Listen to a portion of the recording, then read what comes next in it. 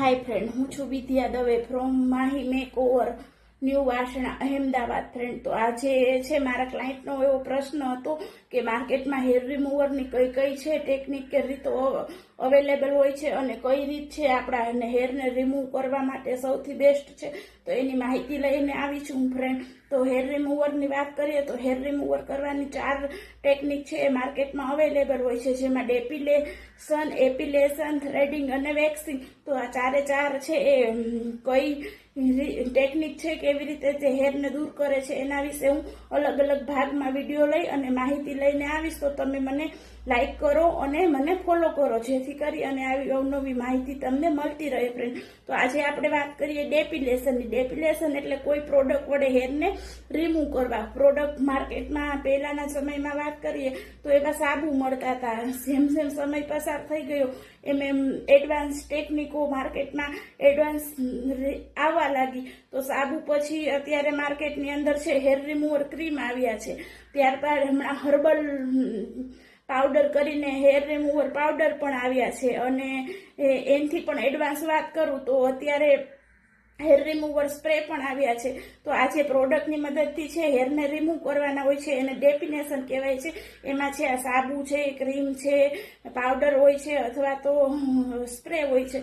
તમે તમારી સ્કિનના જે ભાગ ઉપર વાળને દૂર કરવા, હેરને રિમૂવ કરવા માંગતા હો છો અથવા તો કોઈ પ્રાઇવેટ પાર્ટ પર હેર રિમૂવ કરવા માંગતા હો છો, તો આ જે પાર્ટ છે એના ઉપર છે આ પ્રોડક્ટ લગાવવાની હોય છે. પ્રોડક્ટ લગાવ્યા પછી પ્રોડક્ટની અંદરનો જે ટાઈમ પીરિયડ આપ્યો હોય છે એટલી વાર એને એ ભાગ ઉપર સ્ટે કરવાની હોય છે. 5 મિનિટ, 7 મિનિટ, 10 મિનિટ, 12 મિનિટ સુધીનો સમયગાળો હોય છે ફ્રેન્ડ. તો એટલા સમયગાળા ઉપર એ પ્રોડક્ટને એ ભાગ ઉપર સ્ટે કરવા દેવાની છે, રહેવા દેવાની છે. ત્યારબાદ છે તમે ભીનું ટીસ્યુ છે, વાઇપ્સ હોય છે અથવા તો વોટરથી એ ભાગને ક્લીન કરશો તો તમારા હેર છે એ રિમૂવ થઈ જશે. જે ખૂબ જ સરળ, પેઇન વગરની આ ટેકનિક છે. પણ આનો સાથે સાથે ગેરફાયદો એ છે ફ્રેન્ડ્સ કે આમાં જે વપરાતા પ્રોડક્ટ છે, જે કેમિકલ છે, જે સ્કિનને હાર્મફુલ હોવાથી સ્કિન છે આપણી એ ડાર્ક કરી નાખે છે. લાંબા સમયમાં ઉપયોગ કરવાથી છે સ્કિન બ્લેક પડતી જાય છે.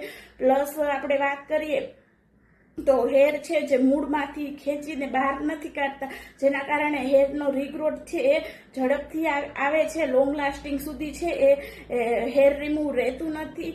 અને સાથે સાથે આમાં ચોકસાઈ રાખીને કરવું પડે છે. તમારી જો સ્કિન સેન્સિટિવ હોય છે અથવા તો એનો ટાઈમ પીરિયડ હોય છે એનાથી વધુ વાર પ્રોડક્ટ સ્કિન પર એપ્લાય રહી જાય છે તો ત્યાં ફોડલી થઈ જાય છે, બળતરા થાય છે, લાલાશ થઈ જાય છે. તો ડેપિલેશનની પદ્ધતિના છે એ આ ગેરફાયદા છે ફ્રેન્ડ. આગળની બીજી છે ટેકનિકનો કેવી રીતે ઉપયોગ કરવો, જેની માહિતી નેક્સ્ટ વિડીયોમાં લઈને આવીશ. Thank you.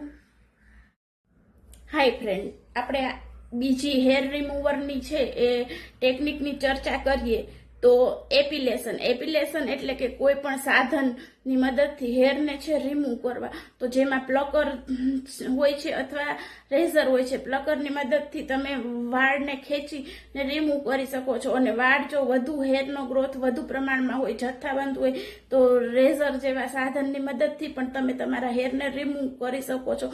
પણ આ ટેકનિકથી ગેરફાયદા એના એ થાય છે કે તમારો હેર છે એ રિમૂવ તો થઈ જશે, પરંતુ છે એ બીજા જે નવા વાળ આવે છે એ વાળ છે એ પહેલા વાળની સરખામણીમાં થોડા હાર્ડ અને કડક આવે છે, જેના કારણે છે ગ્રોથ હેરનો વધતો જાય છે અને હેર કડક આવે છે. તો આ પદ્ધતિ પણ સેફ અને સેફટી એટલી હું હા ન કહી શકું. ત્યારબાદ આપણે વાત કરીએ થ્રેડિંગની. તો થ્રેડિંગની મદદથી, દોરાની મદદથી જે આઈબ્રો જે ટેકનિકથી આપણે કરીએ છીએ એ જ ટેકનિકથી આપણે શરીરના બીજા ભાગના હેર પણ રિમૂવ કરી શકીએ છીએ. પરંતુ આ ટેકનિકમાં છે ફ્રેન્ડ થોડી વાર લાગે છે અને જથ્થાબંધ ઝાઝા હેર રિમૂવર કરવા હોય તો સમય ખૂબ જ લાગે છે. જ્યારે વેક્સિંગ, તો તમે સૌ જાણો છો કે અત્યારે પાર્લર સલૂનમાં છે આ ફેસિલિટી અવેલેબલ હોય છે વેક્સિંગની. તો વેક્સિંગની અંદરથી વેક્સની જે પ્રોડક્ટ આવે છે એ પ્રોડક્ટ છે એ સ્કિન પર એપ્લાય કરી અને એના જે વેક્સના પટ્ટા આવે છે એનાથી છે હેરને રિમૂવ કરવામાં આવે છે. પરંતુ આ વેક્સની અંદર એ માર્કેટમાં ઘણી બધા પ્રકારના છે વેક્સ આવે છે. એમાં કઈ સ્કિન પ્રમાણે, કઈ સિઝન પ્રમાણે કયું વેક્સ ઉપયોગી છે એની બધાની હું માહિતી નેક્સ્ટ વિડીયોમાં લઈને આવીશ અને હું હેર રિમૂવર ટેકનિકને અમે તમને 4 ટેકનિક વિશે સમજ આપી, જેની અંદરથી સારામાં સારી ટેકનિક હું કહી શકું તો વેક્સિંગ કહેવાય છે. કારણ કે વેક્સિંગની અંદરથી છે હેર તમારા મૂળમાંથી છે એ નીકળી જાય છે. થોડું પેઇન થાય છે પણ હેર મૂળમાંથી નીકળી જવાથી છે હેર રિમૂવરનું જે રિઝલ્ટ છે એ લોંગ લાસ્ટિંગ સમય સુધી રહે છે અને વાળને આવતા વાર લાગે છે. પ્લસ છે તમારી સ્કિનને કોઈ પ્રકારની આડઅસર નથી થતી, કાળાશ નથી આવતી. અને હવે તો એવા પણ વેક્સ નીકળ્યા છે જે ગરમ પણ નથી લાગતા, જોડે જોડે ટેનિંગ પણ દૂર કરે છે. તો આવા વેક્સની વધારે હું માહિતી લઈને નેક્સ્ટ વિડીયોમાં આવીશ. પણ હેર રિમૂવરની જો બેસ્ટ કોઈ ટેકનિક કહું તો વેક્સ છે. વેક્સ છે એ સેફ છે, લોંગ લાસ્ટિંગ છે, તો વેક્સને હું પહેલી પ્રાયોરિટી આપીશ. Thank you.